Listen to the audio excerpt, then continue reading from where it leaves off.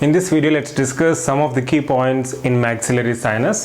So, maxillary sinus, as you know, it's a pneumatic cavity present within the body of maxilla. Maxillary sinus. So, as I said, it's a pneumatic cavity, right? So, pneumatic means something which is filled with air or gas under pressure. So, maxillary sinus, it's a pneumatic cavity which is present in the body of maxilla. The air pressure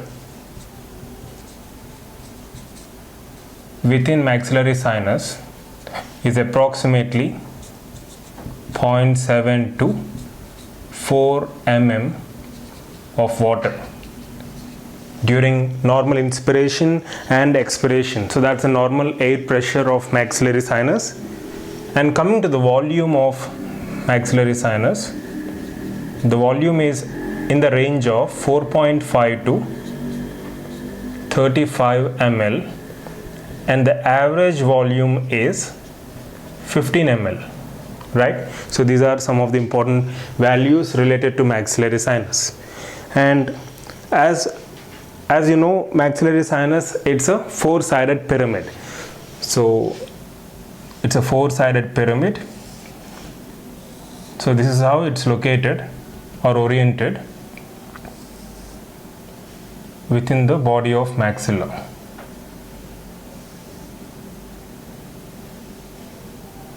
Right?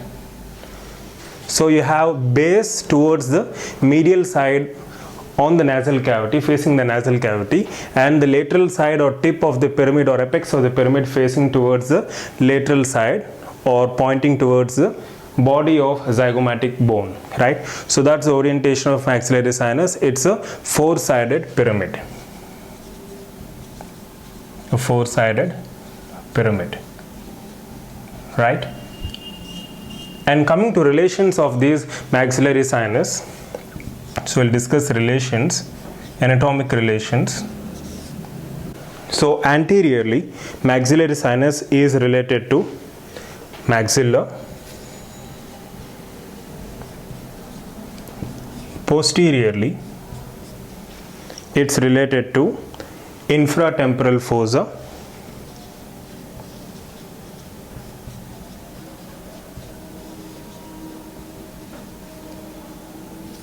Superiorly, it's related to floor of the orbit, right?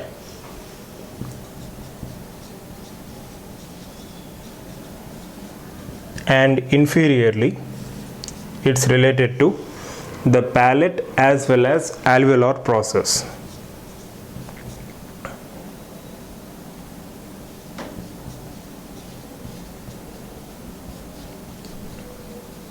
Isn't it? So this is where the maxillary sinus is present. So here you can see in the body of maxilla, it's not visible here.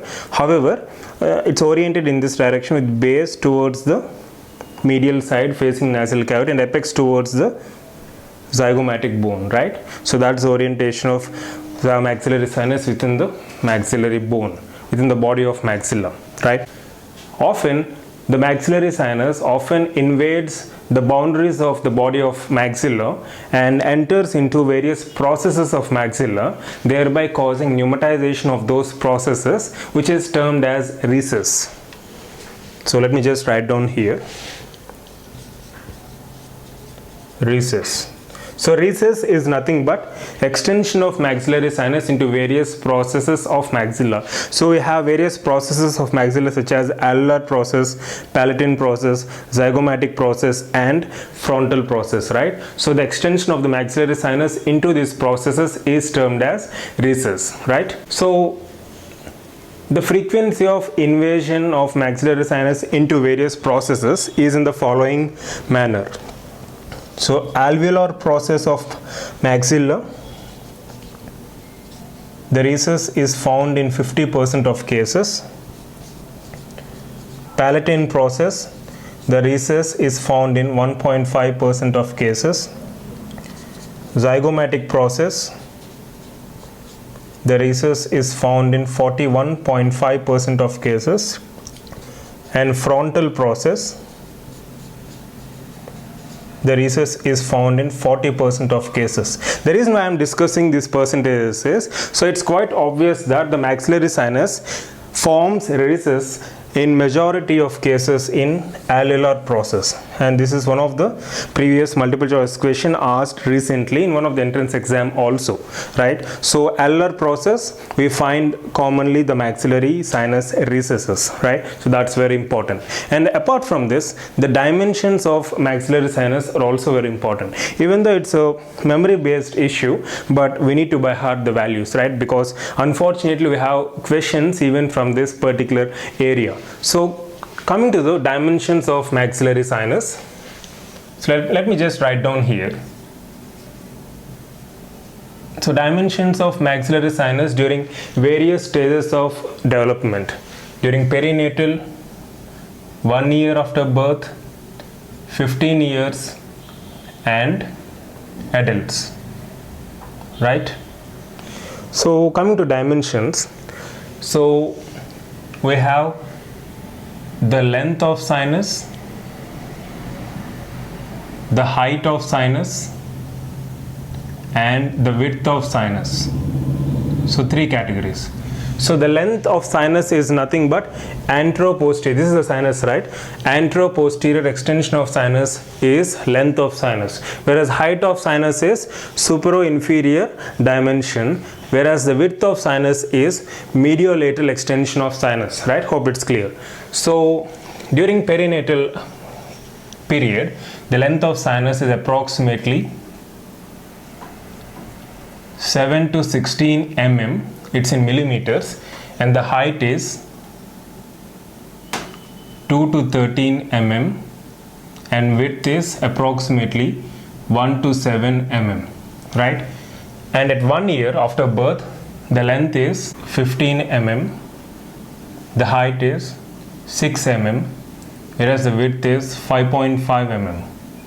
Whereas at 15 years approximately the length is 31.5 mm, height is 19 mm, whereas width is 19.5 mm. Adults, the dimensions are, the length is 34 mm, height is 33 mm, whereas the width is 23 mm, right? So this is the hardest part of this entire video, remembering all these values and then projecting them on board. It's even a challenge for me also, but unfortunately we have to, because there was one previous question asking the dimensions of maxillary sinus in adults, right? So we have to by heart the values, and it's better if you note them in notes and then revise just before exam, right? So these are dimensions of maxillary sinus, so you need to by heart them. It's no other way, right? And then coming to histology. So histology,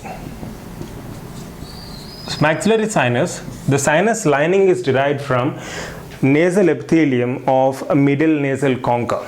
So it's a respiratory epithelium basically. So histologically the lining is nothing but pseudostratified ciliated columnar epithelium, right? This is very, very important. So the lining of maxillary sinus is pseudostratified ciliated columnar epithelium. And coming to communication of maxillary sinus with external environment, so maxillary sinus, it opens in middle nasal meatus. So in middle nasal meatus on the lateral wall of nose, there is something called as hiatus semilunaris. So in hiatus semilunaris, in the posterior third, so approximately in this area, there is opening of sinus which is called as ostium or antrum. And coming to clinical implications, so this is again very important. Clinical implications.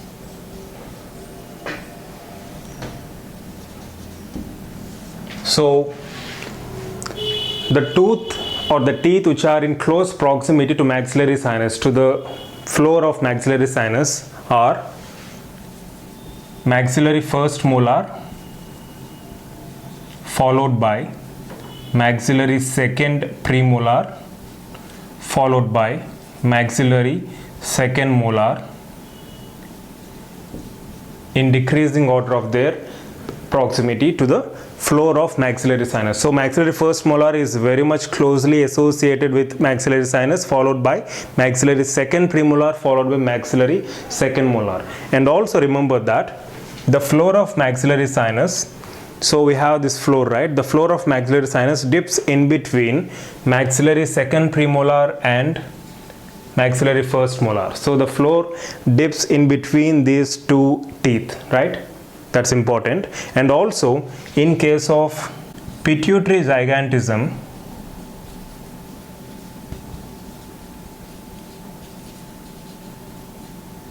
and also in case of congenital syphilis,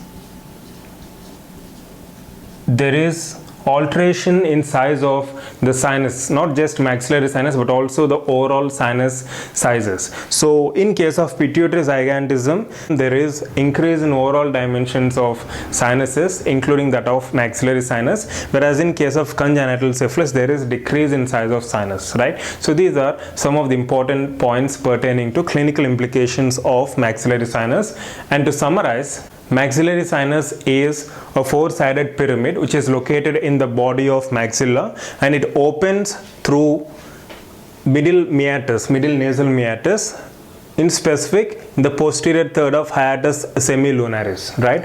And also it's a pneumatic cavity which is filled with air, and the air pressure is approximately 0.7 to 4 mm of water, and the volume of maxillary sinus on an average is 15 ml, and we have pseudostratified ciliated columnar epithelium, the respiratory epithelium derived from middle nasal meatus lining maxillary sinus, and also we have various recesses of this sinus extending into the processes of maxillary process such as alveolar process, palatine process, zygomatic process, and also frontal process, and most commonly involved process is the alveolar process in 50% of the cases. And coming to the shape, as I said, it's a four-sided pyramid, and the base is present towards the medial wall facing the nasal cavity, and the apex is placed facing the lateral aspect of the skull facing the body of zygomatic bone. And coming to its anatomic relationships, anteriorly related to maxilla, posteriorly related to infratemporal fossa, superiorly to floor of orbit, and inferiorly to palate as well as alveolar process. And the dimensions are also very important. The dimensions during perinatal period, 1 year, 15 years, and during adult stage.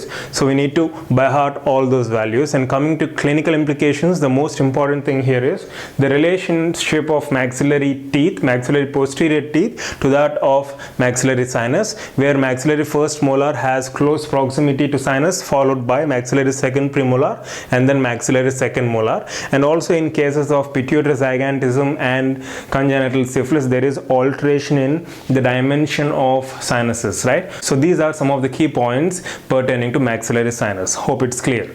Thank you.